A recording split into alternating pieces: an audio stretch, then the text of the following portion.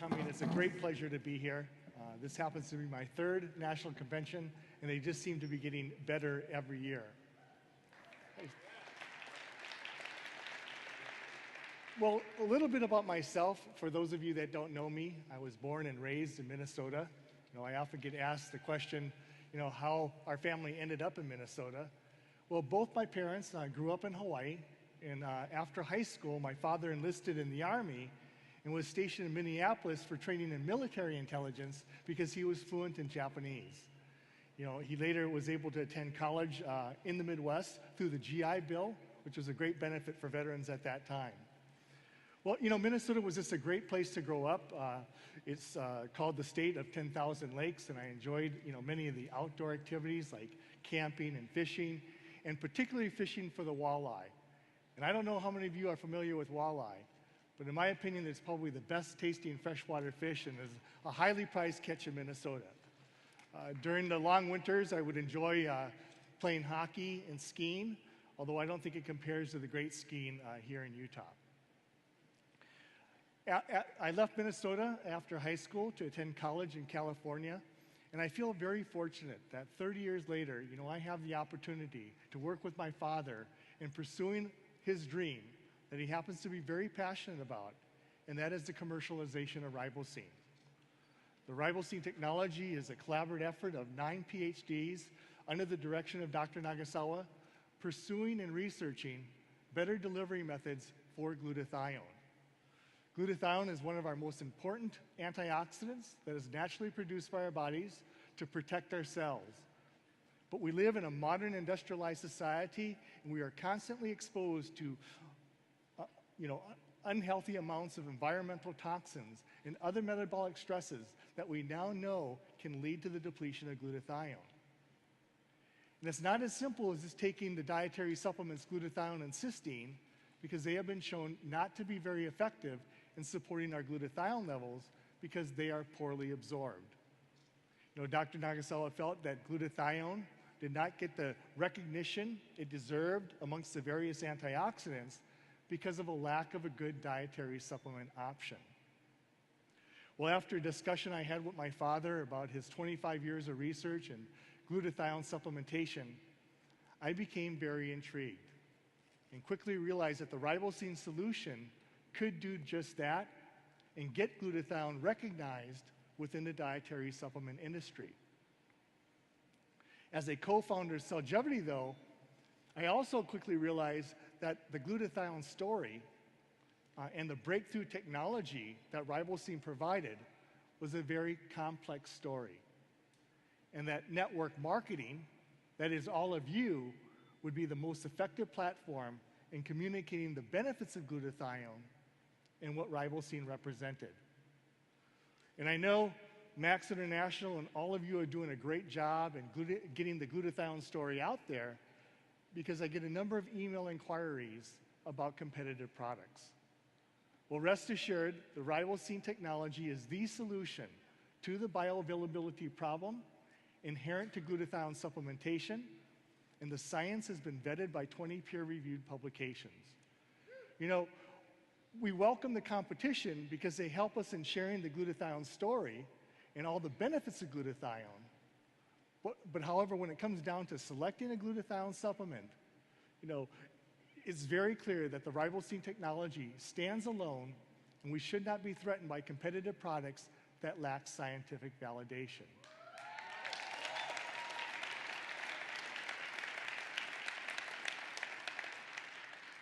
Well, you'll be hearing from all three of us today. We are part of the product development team here at Max International.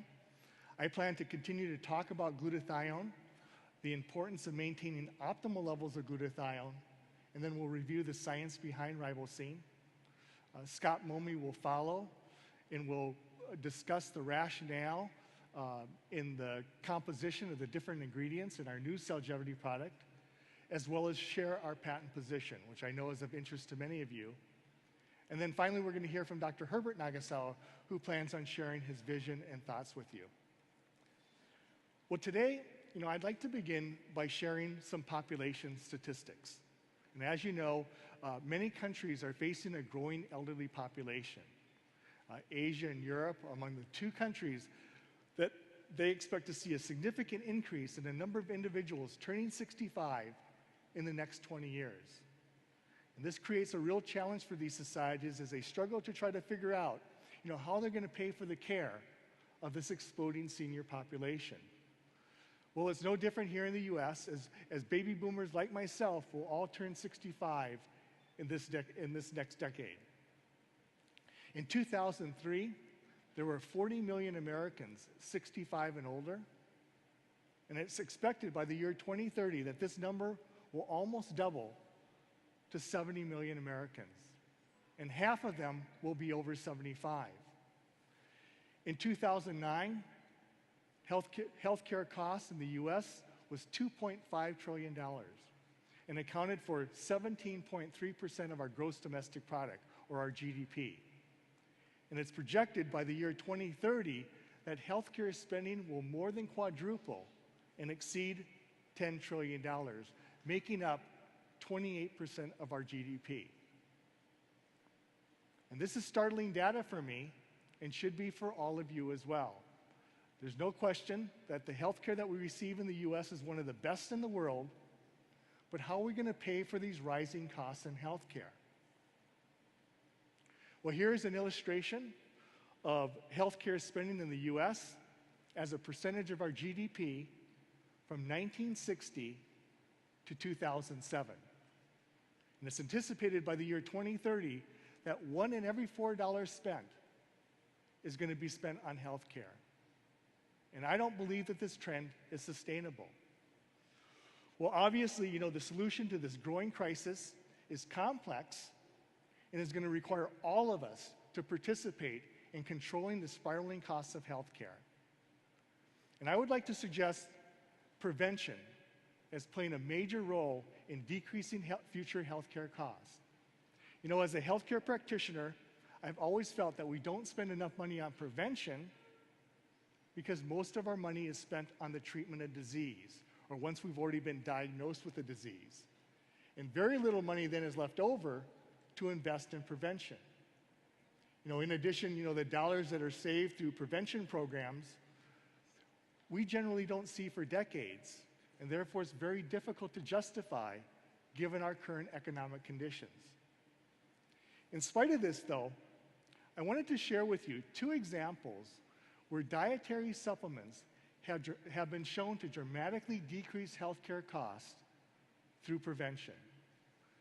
And the first example is of providing a prenatal care to expectant mothers to decrease birth defects in the fetus.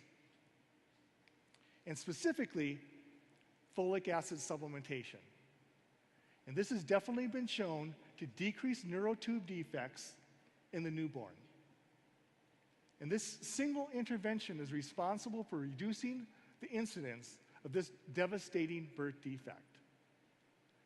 The second example is the use of the two dietary supplements, vitamin D, along with calcium, to prevent osteoporosis and fractures. Just think of the cost of a hip replacement and the cost of hospitalization, not including all the pain and suffering that's avoided by the use of these two dietary supplements. And these are only two examples where dietary supplements have been shown to decrease healthcare costs through prevention. And undoubtedly, there are many more. And I believe a huge opportunity exists for the dietary supplement industry as we continue to learn more about nutrition and how it can affect our health. Well, we all have a common goal, and that is to lead a healthy and active lifestyle as we age for as long as we can. Would you agree? Well, how do we do this? Well, it starts by taking responsibility for our own health, as well as for others by being good role models for our children. We all know that smoking cigarettes causes lung cancer, and the literature is very clear that there's an association between the foods that we eat, the lifestyle choices that we make, and the development of many diseases like heart disease and diabetes.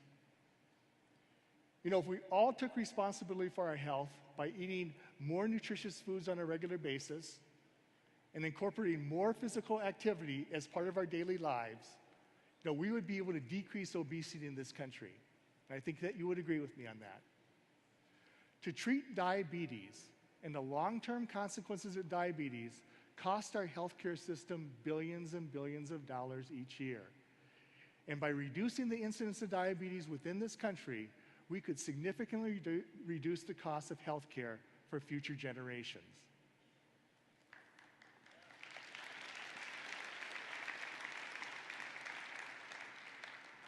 So it starts by taking responsibility for your own health and really making an effort to try to stay healthy.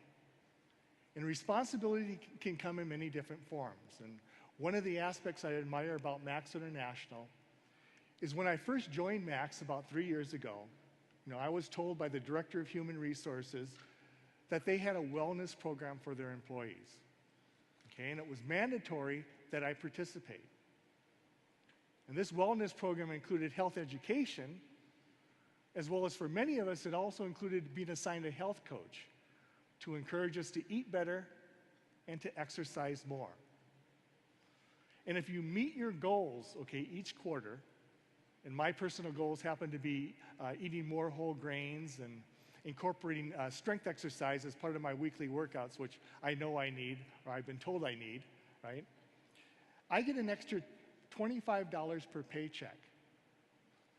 So Max International, based on corporate policy, is a company that is committed in taking responsibility through this wellness program in an effort to improve the quality of lives of the Max employees and their families. Well, even having a health coach, I admit eating a balanced and nutritious diet on a regular basis is very difficult. And unfortunately, for convenience, many of us choose to eat processed foods. Well, it's known that these processed foods are less nutritious, and therefore, it makes good sense that many of us choose to take a vitamin mineral supplement to prevent against nutritional deficiencies. Well, I'd like to now transition and talk about the antioxidant category within the dietary supplement market, okay? And this is what the literature landscape looked like 30 years ago in 1983. And according to PubMed, which is the most comprehensive database of scientific publications available, vitamin C was the most studied antioxidant, with approximately 15,000 research citations. And glutathione and vitamin E were a distant second and third. Well, today, as of March of this year, there are over 100,000 research citations on glutathione.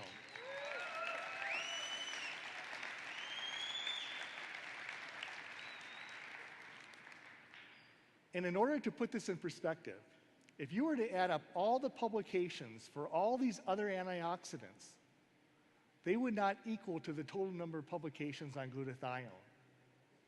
And this is just an indication of how important glutathione has become to the scientific community in the last 30 years.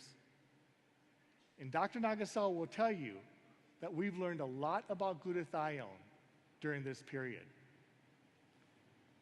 We now know that glutathione is our natural cell protector, found in all of our cells and manufactured within our cells. It has a unique distinction within the scientific and medical community as being the master antioxidant because it is multifunctional and has many functions within the body. And clearly, given its widespread function, it's no surprise that it has a major impact on our cellular health. Well, glutathione has 3 primary roles that it's best known for. As an antioxidant, it is highly concentrated within our cells, including the mitochondria, and this is where antioxidants are most needed. It has the capability of recycling itself, which is a unique feature of glutathione, and it's also responsible for recycling other antioxidants like vitamin C and vitamin E. As a detoxifier, it is one of the primary ways that we remove harmful environmental toxins that we inhale and we ingest. And finally, as an immune system enhancer, it not only protects, but also regulates our immune cells and is critical in maintaining a healthy immune system. Well, I would like to focus on glutathione's detoxification properties. And one of the many causes, well, let me just say, we live in a modern industrialized society, and as a consequence, we're exposed to increasing amounts of environmental toxins and free radicals. And one of the many causes of glutathione depletion is when glutathione is consumed to detoxify and remove these environmental toxins from our bodies. And when glutathione becomes depleted, we impair our ability to neutralize all the free radicals that are being produced. And these free radicals then can damage our cell walls, and this can affect the cell membrane's permeability to nutrients, as well as the cell's ability to remove toxins. And this will lead to the death of the cell. This imbalance, of having too many free radicals, an insufficient amount of antioxidants like glutathione to neutralize these free radicals, is known as oxidative stress. And oxidative stress is damaging to our cells and has been associated with many chronic diseases. So it's very important that we maintain optimal levels of glutathione in order to minimize oxidative stress within our cells. Well, here is an illustration of the glutathione detoxification pathway. So when we inhale and ingest toxic chemicals, drugs, or carcinogens, glutathione will actually physically attach to them, with the help of some glutathione enzymes, forming a glutathione complex, And this glutathione complex is water-soluble, will eventually get detoxified, escorted out of our cells, and then eliminated through our kidneys. And if you focus on the bottom portion of this slide, is a more simplified version of the glutathione detoxification pathway, where glutathione is attaching to the toxin, forming a combined product that is more water-soluble, will eventually get detoxified and excreted through the kidneys. And what's important here is many environmental chemicals that we come in contact with on a daily basis are fat-soluble. And now we have a means to make them water-soluble in order for us to be able to remove them through our kidneys. And when we can't do this, these fat-soluble toxins will start to accumulate in our fat tissue and can cause serious illness.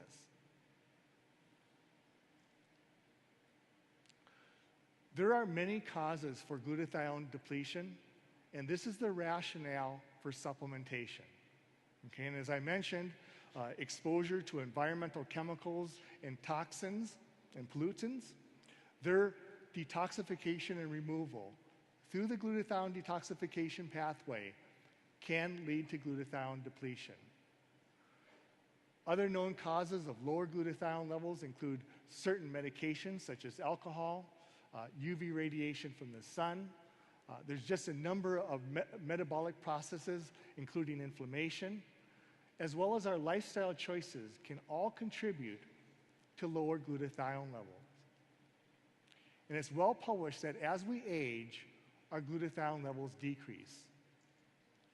And these are all good reasons why we need to consider glutathione supplementation as a way to maintain optimal glutathione levels.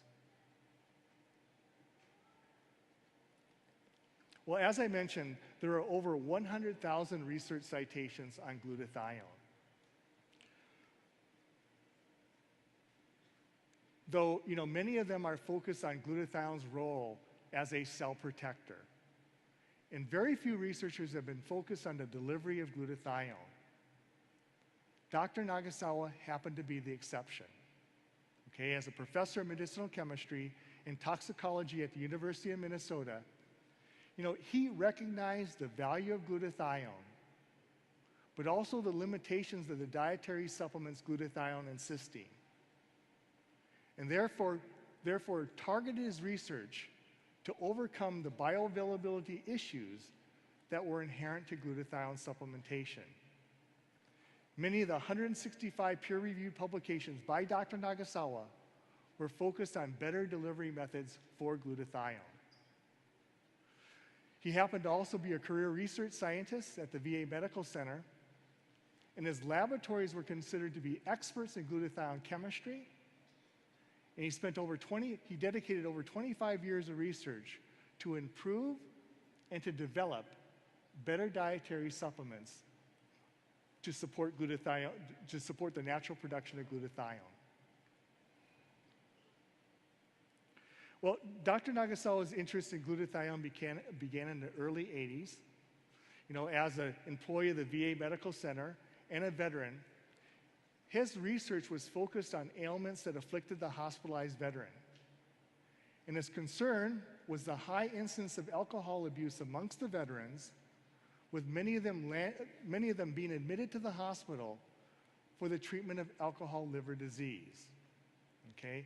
And what was important is that you didn't want individuals with alcohol liver disease to progress into a much more serious condition known as alcohol liver cirrhosis, because this is an irreversible condition and will eventually lead to death without a liver transplant. Well, it was observed that individuals with alcohol liver disease had low glutathione levels. So Dr. Nagasawa's research hypothesis was that the liver lost the protection of glutathione, and this loss of protection was one of the factors that led to the progression to alcohol liver cirrhosis. It was also known that individuals that chronically abused alcohol had poor dietary habits, and they would often substitute alcohol for food, and therefore they didn't consume enough of the necessary proteins to support glutathione production.